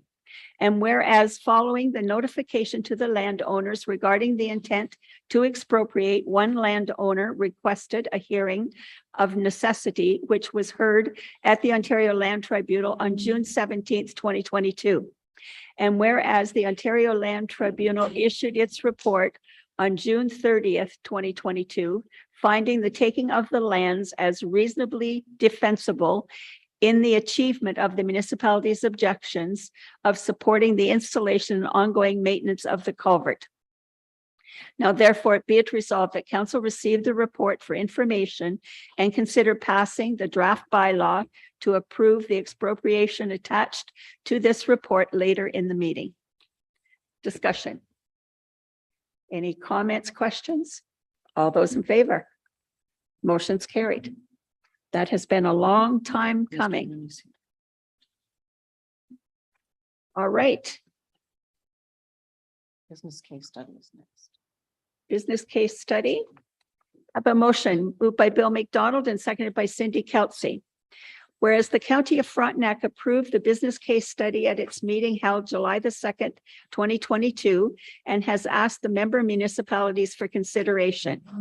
And whereas the business case study is required prior to the county and the participating municipalities proceeding with incorporating a municipal service corporation structure as the preferred ownership management mechanism for communal services, water and wastewater. And whereas the Council for the Township of Central Frontenac understands the importance of communal servicing for future development within the municipality. Now, therefore, it be it resolved that council receive the business case study from the County of Frontenac for information and agrees in principle with the formation of a municipal service corporation as the preferred operational model for the provision of communal services. And further, that staff work with the other townships and the county on next steps and bring draft documents back to the new council for approval once more detail is known about the incorporation structure and financial commitment required. So this is to get things going and no decisions made until the next council. Philip? So if we agree tonight, we're agreeing in principle, but does that tie us if we don't like the costing when it comes forward? No. No. And I can mention, I was speaking with Kelly Pender, because it's been a couple of years since the amounts of money was, the costing. So there will be the CAOs of the municipalities as well as the treasurers will be sitting down to go through all that, and that will have to come back to council. Because of course, With council being lame duck, you don't have the ability at this point to even approve of any kind of financial commitment. And just So- to add to that, at AMO in August, the county warden and former warden presented to the province the communal service project and is looking at getting some grants if possible. Mhm. So that's out there as well. So this is in principle. Mhm. Okay. Bill? For you, Madam Mayor, I just think that without us supporting this, that our project probably won't be event the size that we envision. So I'm hoping we do this and it removes all of the liability away from our local municipality. This organization, I envision it, and I could be wrong. I envisioned about the same as a Central Frontenac nonprofit housing organization that runs those houses. They take in the rent and they pay the bills and all that sort of thing. So would be in favor of it. So Okay. thank you, Madam. Okay, all those in favor? Motion's carried. Okay, and we're going to meet it on the 20th with more details about the actual business plan and No, the September 20th meeting is from the consultant that did the communal service and the feasibility study that was done for the Scarborough Lake Public School site. So that is coming up. So they're doing the presentation. Joe, I think Joe is doing it. Is he not, Cindy? It's either Joe and Sonia or both. Yeah, the presentation will be done through the consultants as well, though. Right, They'll okay, be and there, through yeah. FOTAM. Joe FOTAM. and Kelly will be present. Or in Sonia. right. Okay, so that's what that meeting is about. Okay. All right. Well, we'll keep moving on. Nobody's wanting a break yet. Moved by Tom Dewey, seconded by Bill McDonald. Whereas Ian and Linda Lake have received conditional consent for 3 new lots from their property. And whereas in order to satisfy the conditions of consent, the applicants need to complete a road closure process and request that the township pass a bylaw deeming parts of Plan 1962 not to be parts on a plan of subdivision. Now, therefore, be it resolved that council receive this report for information and consider the passage of the draft road closure bylaw and deeming bylaw later in the meeting. Any discussion on that? All those in favor? Motion's carried.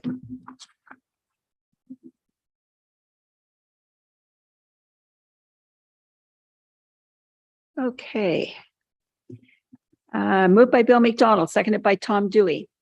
Whereas the public meeting for this road closure was held January 8th, 2019, and as a result of a request from the applicant and resolution of council directed staff to obtain legal advice regarding the relocation of the turnaround. And whereas staff have consulted with council and public works, have done a site visit to determine suitability of relocation. Now, therefore, be it resolved that council confirm the lands to be conveyed to the municipality for the trespass section of Township Road as partial consideration for the road closure shall be based on the existing turnaround location. And further, that staff be directed to prepare the road closure bylaw once the reference plan has been completed and the land value determined. Do you want to speak to this, Cindy, since it was 2019, refresh our memories? Thank you, Madam Mayor. Yes, I do want to update council. I've had some email correspondence with the applicant. The applicant is, and their surveyor, I believe, is also joining remotely. If you have any questions for them. The concern that was raised recently is with respect to the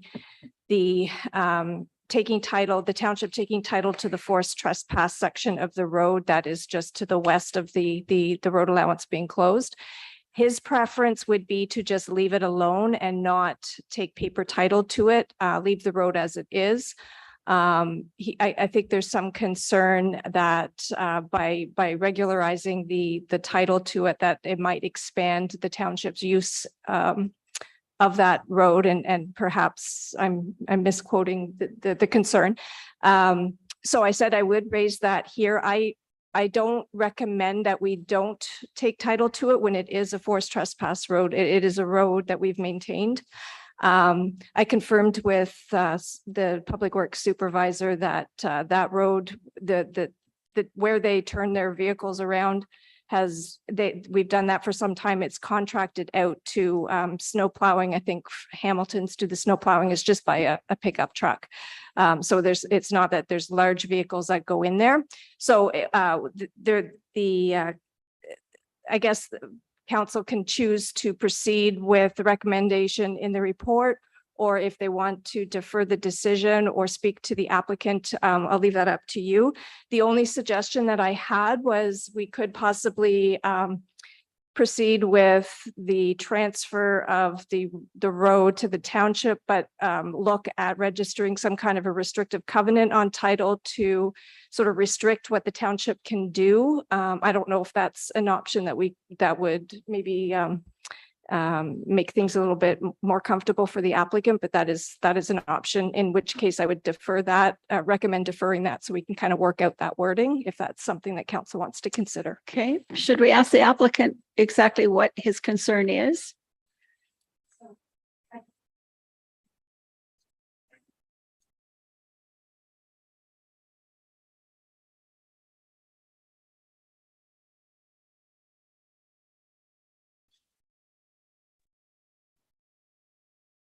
Hi, can you hear me? I'm the surveyor for Mike.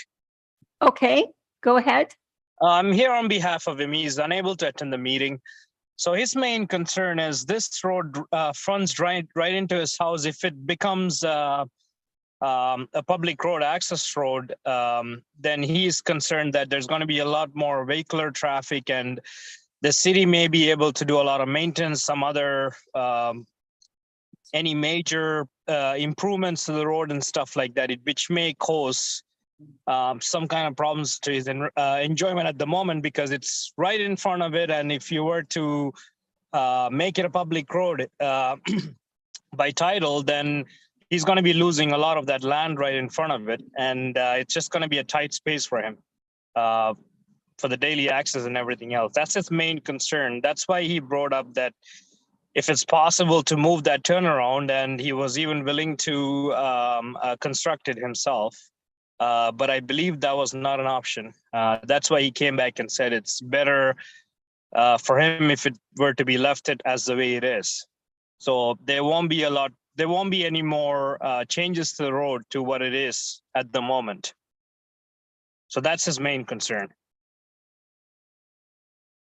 So Cindy, does that make sense?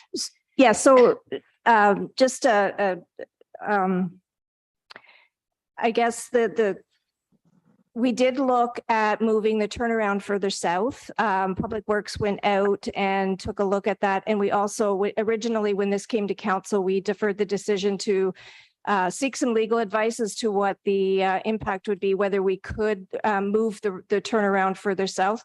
The issue is we have a forced trespass road that essentially goes to about approximately midway through Mr. Mueller's property. We have always maintained to a certain limit, and if we move that limit further south and stop maintaining where the proposed turnaround is, which is just south of his property, we're basically changing our levels of service, and we're stopping our maintained road further south than where it currently is. Which That will affect leaves- people beyond that. So all of the residents further north on Leggett Lake Road, where it turns to be private right of way, they have a right of way to basically where our road ends. So if we stop maintaining a road further south, there's a gap there.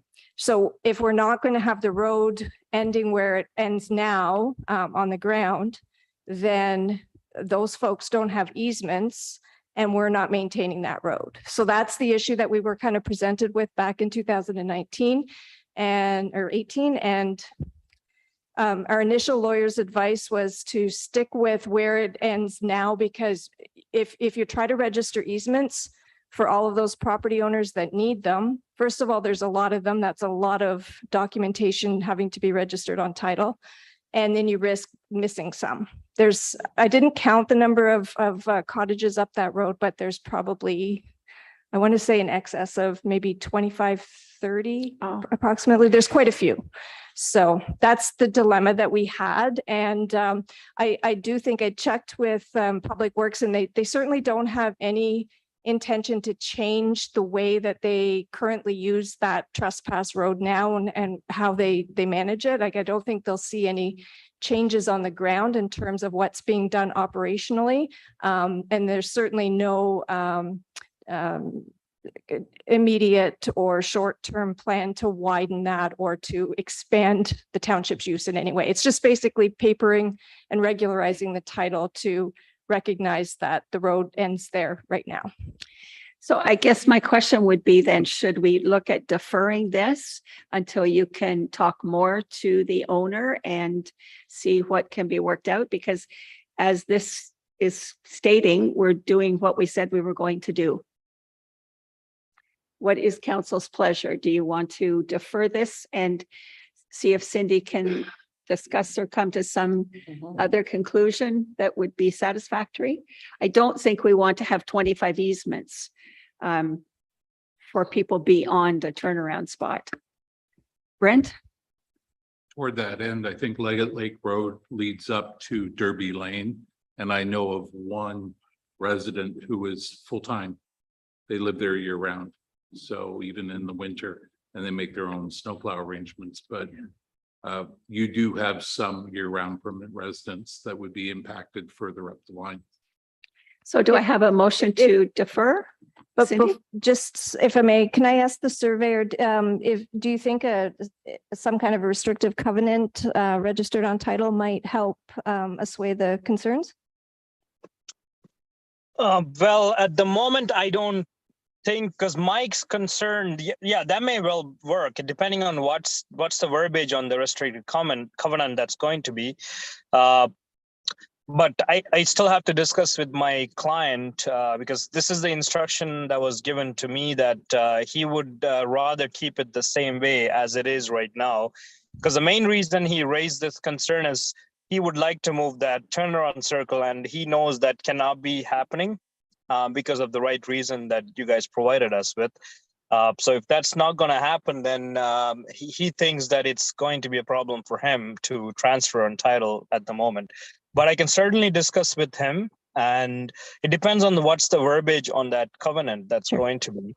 And the other point that you made, I did discuss with him as well, is I did tell him that there's probably not going to be a lot of changes in terms of how that road is going to be used and in the future to what has been in the past. But what my client's concern is, it's not about what happened today or within 6 months or the next 2 years. It's down the road. What's going to happen in that 5-year time, for example, we can't predict because a lot of things can change. That's what he's really concerned about. In the future, things may change and there might be different plans for the town on that road. And he's going to be affected by that. That's his major concern in terms of that longer range. So I will have to certainly discuss with him and ask him, but I do think that's a really good idea, restricted covenant on what can be done, what cannot be done. And if that can be detailed out in the document clearly, then we can take that route as well. Okay. So does that mean we need to defer this motion or go forward with it? I would suggest then that we defer, and then that will give myself and the client, the applicant, and the surveyor time to sort that through. Philip? Sorry, just because I wasn't here when the initial decision was made, why did we not ask for a conveyance for the entire road length within that property?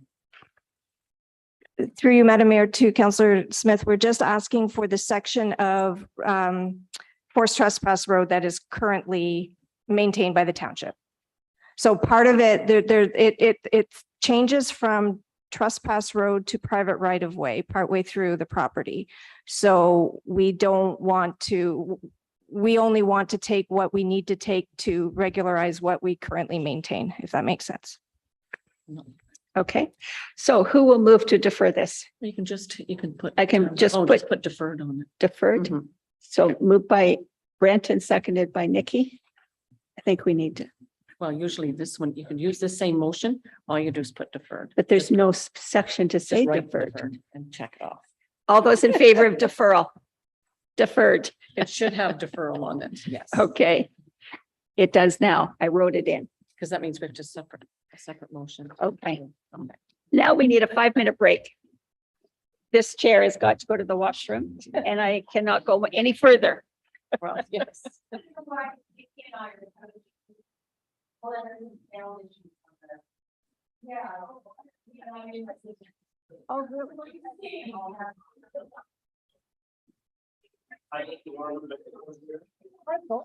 Are you, when we having a?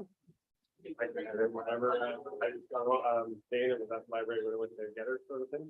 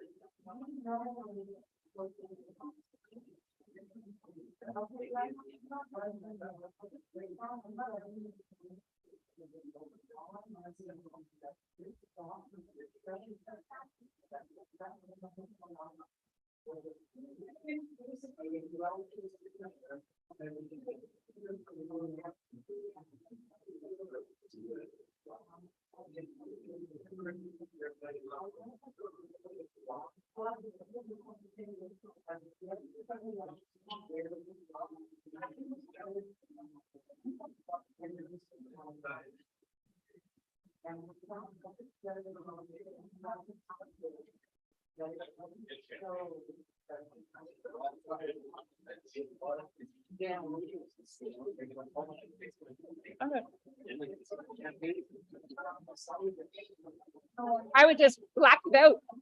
That fixes it.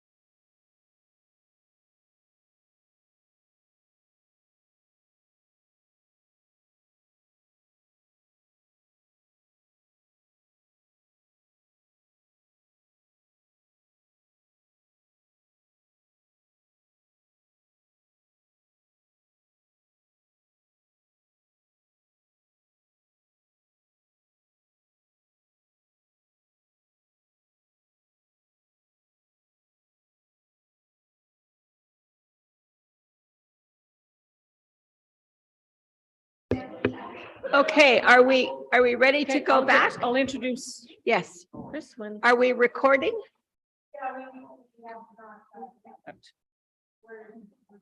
We're fine? Okay. Chris? Want to come forward? Okay, for council I'm going to introduce, Chris Nelson is our. Put your speaker on. Chris Nelson is our new employee. He's our community services coordinator. So he will be doing a lot of the social media and helping out with committees to be the liaison, and we've got lots of work for him to do. Yes. Chris is going to help write some policies and procedures Procedures. with rec committees and do all kinds of things, some economic development, social media. He's going to be our everything guru. No, that's right. And also- It's a brand new job, so we can just keep adding to it. No, he reports to me.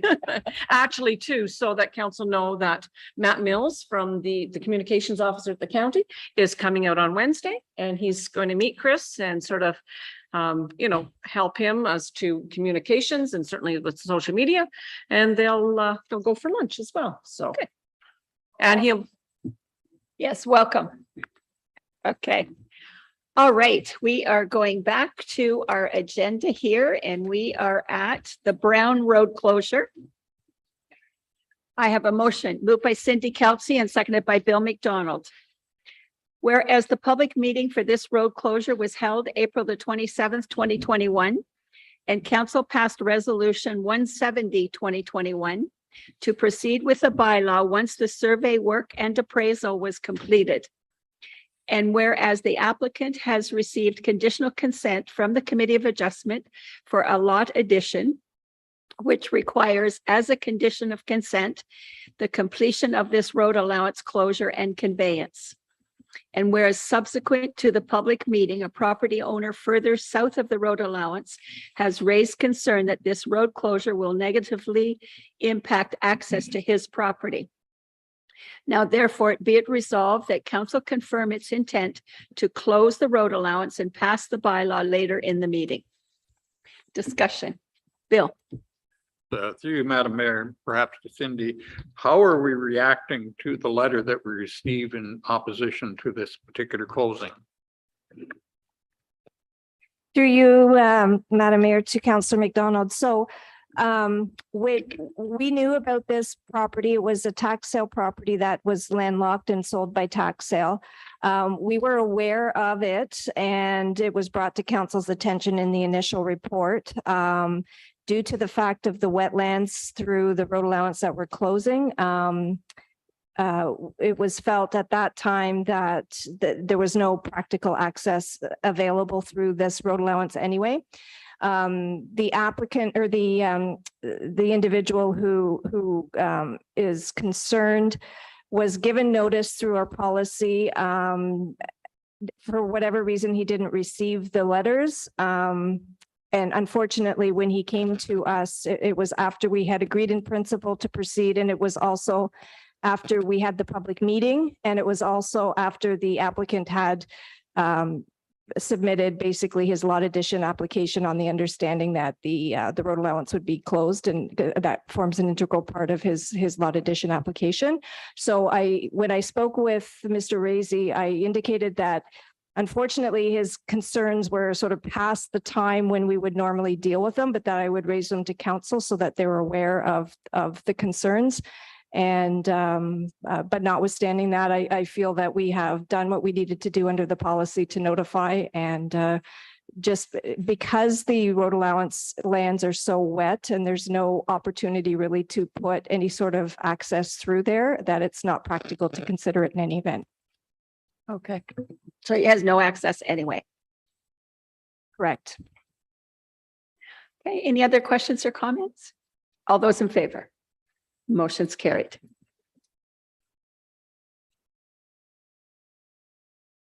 Okay, next we have also road bylaw.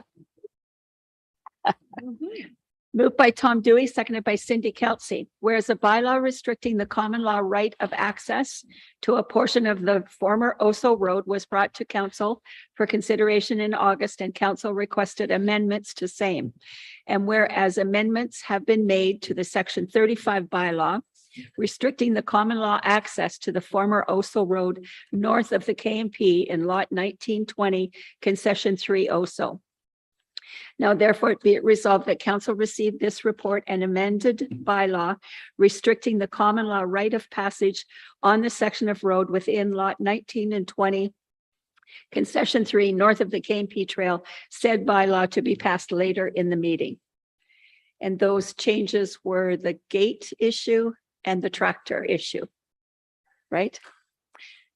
Any questions or comments? All those in favor? Motion's carried.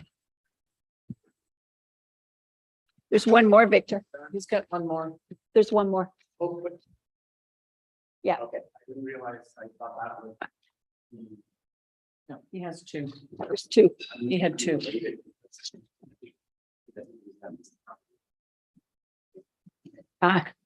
Okay, this one is moved by Victor Hayes and seconded by Philip Smith. I believe that's the signature. Yes, it is. Okay, whereas the matter of the hydro easement request on the portion of the former Oso Road between K&P Trail and Bell Line Road was deferred at the August 9th council meeting, pending a decision of the property owner as to whether she wished to purchase the road allowance. Now therefore be it resolved that staff proceed with option 1 outlined in the report and agree to proceed with a closure and conveyance of the road parcel free and clear of any easement, and further an appraisal be sought to determine the sale value of the land plus HST in recognition of the special circumstances raised.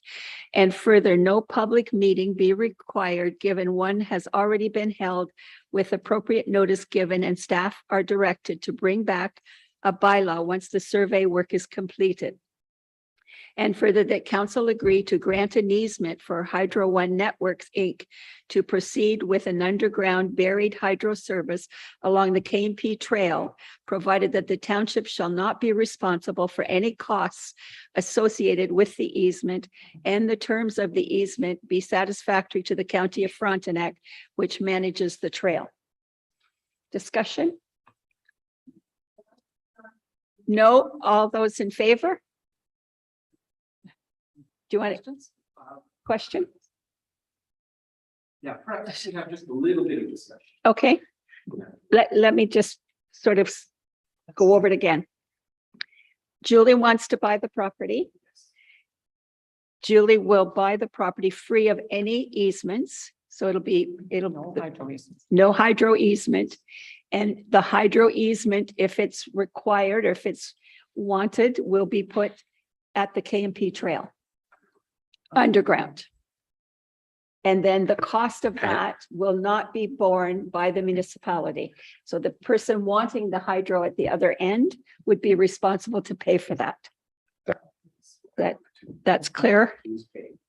Not us. Okay. And then they have an appraisal. And there will be an appraisal on the property to determine the value. No, the survey costs is paid by the applicants. And there's two pieces, right? There's one on each side. There's Julie's side and whoever the owner is abutting that road allowance. No, the Julie's buying both. The road allowance is she has property on both sides, but the property okay. owner to the north is not buying their section. Okay, So it'll just be the one. okay, yeah. so it's just the one. Okay, all right, all those in favor? Motion's carried. Okay, so staff. Yes, you can let them back in now. So staff will do what needs to be done so that you can take the next steps. All right.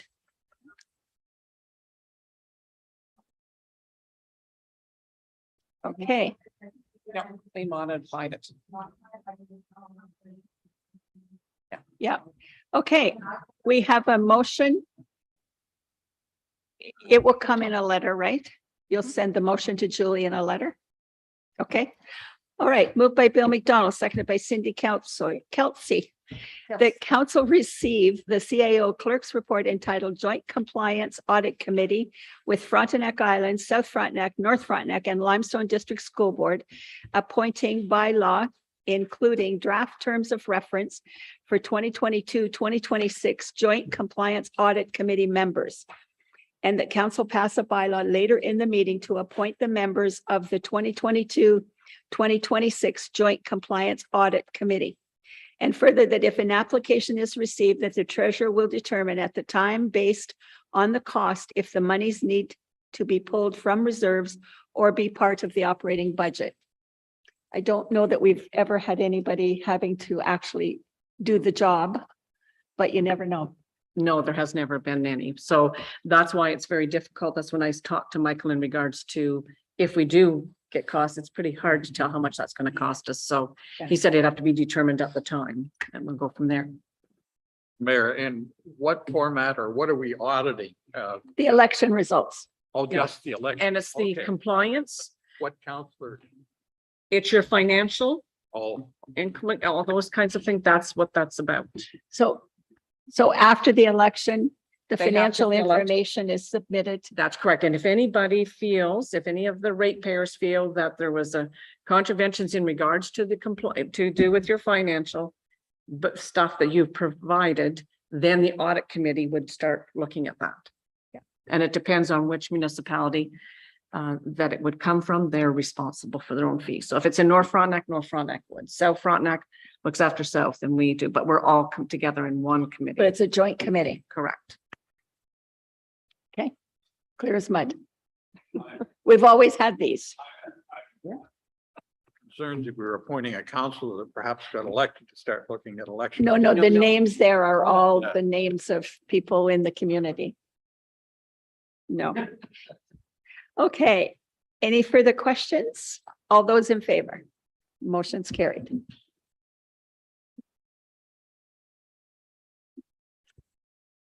Okay, moved by Bill McDonald, seconded by Philip Smith. That council received the minutes of the Economic Development Committee held July 22nd, 2022 for information. Any discussion? All those in favor? Carried.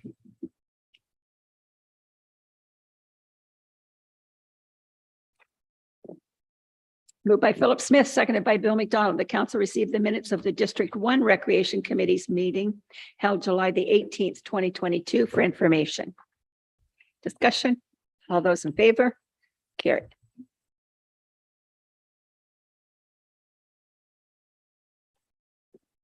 Bill McDonald and Philip Smith, that council received the RVCA minutes from its board meeting held May 26, 2022 for information. Discussion? All those in favor? You're making it too easy, folks. Moved by Bill McDonald, seconded by Philip Smith, that council received the following correspondence received and filed, and it's 1 to 13 in your package. Discussion? All those in favor? Carried.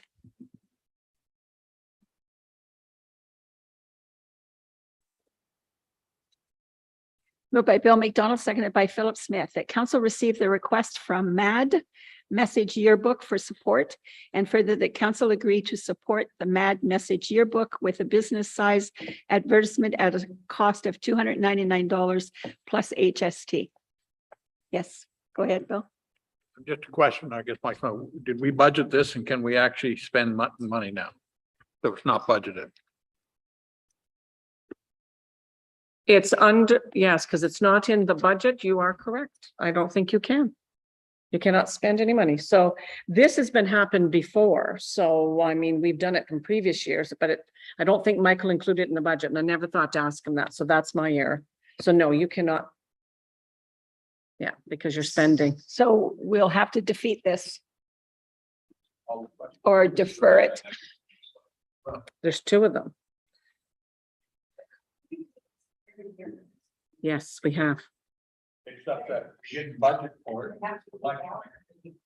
They can be paid after. It's not But like we it has to can't be. approve it. The new council would. We can defer it because we can Yes. put it into. Yes, Yeah. just defer I it. believe we'll have missed the advertising deadlines though for the two groups. I'm not sure when those are. Yeah, I never thought of that. That's my error. That's correct. You cannot pass them. Philip? So how do we keep paying these every year and how do you? Is it because staff likes this association? No. So, No, it's come to council. no, I know, but Yeah, I mean, how, unless council pulls it out of correspondence. Like these ones somehow got out of correspondence. Mhm. Madam Mayor, just follow up on what Council Smith's saying. Could we cover our butt by taking the money out of grants to others that we have budgeted for? It has to be in grants to others. That's the problem. If not, I would. And we don't know that it is or it I isn't. would suggest. Can I recommend we defer this, have Michael look more closely at grants to others to see if maybe he did have it in there? We just wouldn't know that. It came as separate requests, so he may not have had it, put it into the budget. So that's what I have to ask him. My for sure. inkling was to vote against both of them anyhow, so. Well, then we'll defer this one if you'd like. Well, Yes, they do. let's get this one through first. Do I have agreement to defer this one? Okay, so we will defer this. Everybody in favor of deferring? All right. And Philip Smith and Bill McDonald, that council received the request from Courageous K9 for advertising support for its Courageous Companions publication. And for the council agreed to support Courageous K9 with a business card advertisement at the cost of $295 plus HST. Deferral? Deferred. All those in favor? Carried. All right, good catch.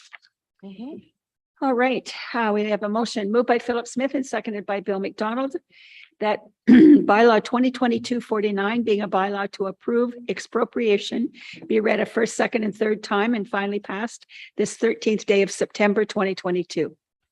Discussion, all those in favor? Motion's carried. Oh, opposed? Carried.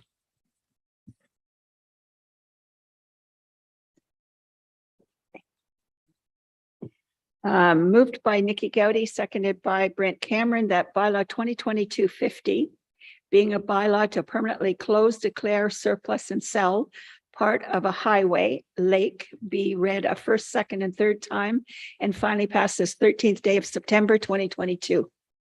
Discussion, all those in favor? Carried.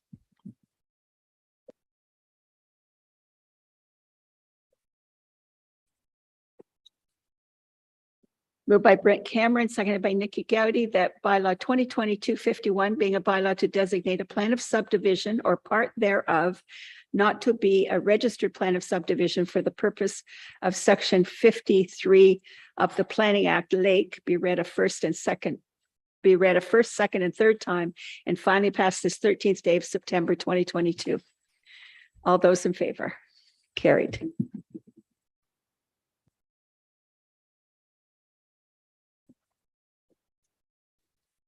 Okay.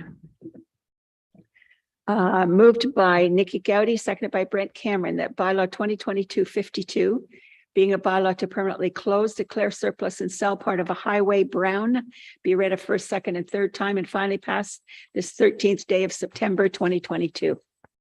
All those in favor? Carried.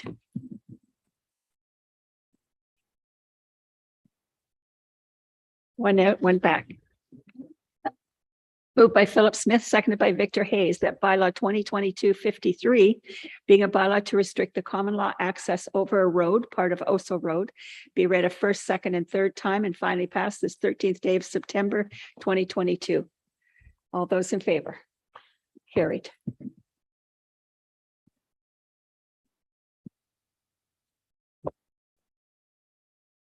Okay, we can come back now. Moved by Victor Hayes, seconded by Philip Smith, that bylaw 2022-54 being a bylaw to establish the 2022 election joint compliance audit committee for the township of South Frontenac, Central Frontenac, North Frontenac, and Frontenac Islands, and the Limestone District School Board be read a first, second, and third time and finally passed this 13th day of September 2022. Discussion, all those in favor? Carried.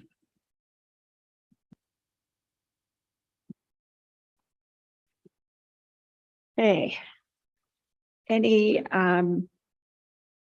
new business where I haven't got an agenda, so I'm not sure where I'm supposed to be. It's notice of motion. Yeah, we're under. Are there any notices of motion? Notice of motions? No, there's no notice of motion. Any giving of notice of motions? No. Any? Now we're into new and other business. Any new business? Yes, I just wanted Oh, to, great. in regards to the national holiday, and since just as I was walking out to the office, Charlene did mention, as you may have seen on the news, that the federal, Prime Minister Trudeau and the feds have declared the national holiday for Monday, September the 19th, in recognition for the funeral for the Queen. Province has not declared that as so I just wanted to let know, and we never, as a municipality here, and even in our employee policies, we do not get the federal federal holidays. Ours are spelled out and they're all the provincial, and there's no mention in our policy to say that if there was any proclamations for holidays by any of the provincial government, whether it's federal, provincial, there is not, it's silent on that. So I would assume from the announcement that the province is not following suit, that we would not be having a holiday, but I'm bringing it to council for council's further advice and your thoughts on that. So what do we think? Bill? Right. And we have CPAC. How, I'm baffled about how announcement just can be made without it actually being passed through the House of Commons or whatever. That one person just makes an announcement and it becomes law or whatever. I don't know the procedure. Thank you. Well, they did it. Brent?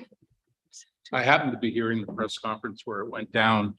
David Aiken of Global News asked the Prime Minister, will there be a holiday? And his word was yes, at the federal level. And we're working with the provinces. So I would say I don't think the provinces have said they won't. They just haven't said anything yet. So it might be a situation where we might get guidance on this after the fact. We might find out tonight by Twitter or some press release. So I think that probably at this point in time, we really don't have enough to go on. I think so. And that, Oh, you know, 2 hours ago, we do have it. The Queen's funeral will not be a stat holiday in Ontario. will Oh, not be a okay. stat. Will not be a stat Okay, holiday. in well Ontario. then it's been decided. And I do believe that's reasonable. I'm sure they'll be able to see the funeral again on Saturday, Sunday, that weekend. Or it'll be YouTubed. Yes. Yes, they will.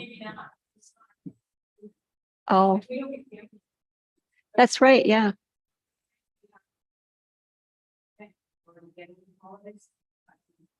Yeah. Okay. So staff here will not be getting that holiday.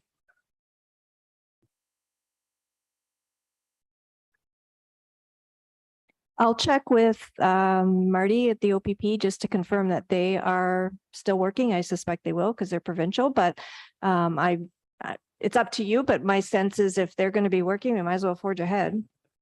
But Okay. Okay, so we are down to closed session then. So I Just- have a motion moved by Victor Hayes and seconded by Philip Smith that council move into closed session pursuant to section 239(2) of the Municipal Act to discuss one, personal matters about an identifiable individual, including municipal employee or local board employees, section 239(2)B, executive assistant position, and two, a position plan, procedure, criteria, or instruction to be applied to any negotiation carried on or to be carried on by or on behalf of the municipality or local board, section 239(2)K, subdivision compliance issues, Plus there was one additional personal matters. and one additional personal matters. So a 2 and a 3. Okay, all those in favor? Motion's carried. So Chrissy doesn't have to stay. This gets to me. You can do this. Signing. I shall.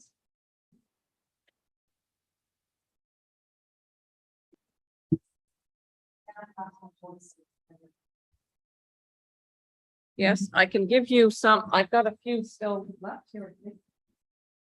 They're kind of a little wet.